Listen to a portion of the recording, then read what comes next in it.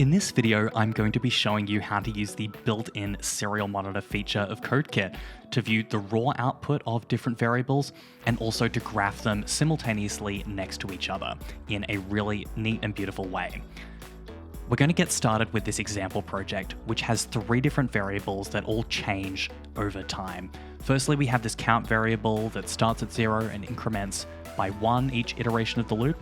Then we have the variables wave1 and wave2, which are based on sine and cosine functions with this count variable from before as their main input parameters. At the end of each loop iteration, we have a 100 millisecond delay, which essentially means that 10 times a second we're changing all 3 of these variables. Now, under the messaging section of the toolbox, you can find this print value of item block, which I'm going to place right above the delay block. Using the drop-down menu, we can select the numeric variable that we'd like to print the value of to the serial monitor.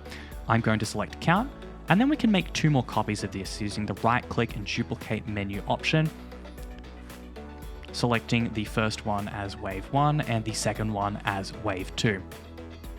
Now we have a simple program that is going to change 3 variables over time and print their values at each loop iteration to the serial monitor.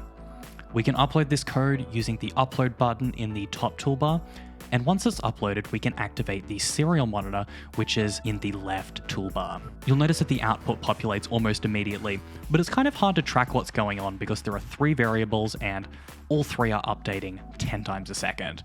An easier way to see what's going on is to activate the graph view using this button in the top right of the toolbar. Now you'll see that we have a beautiful picture of all 3 variables in the same image and kind of showing how they're changing over time. You can in fact isolate a specific variable and its curve by clicking on it over here down the bottom left. You can see right now we've got the wave 1 variable, which is a sine wave, and we can activate over here the wave 2 variable. So you can see there are different options for viewing the live serial output. We have both the raw and the graph views, which are different ways to look at data from variables in CodeKit. This new serial monitor feature is just one of the amazing features you get as part of CodeKit Pro, in addition to direct code uploading on both the web and desktop apps, cloud project storage, and early access to BlockMorph, which is our upcoming code to blocks and back again feature coming in November.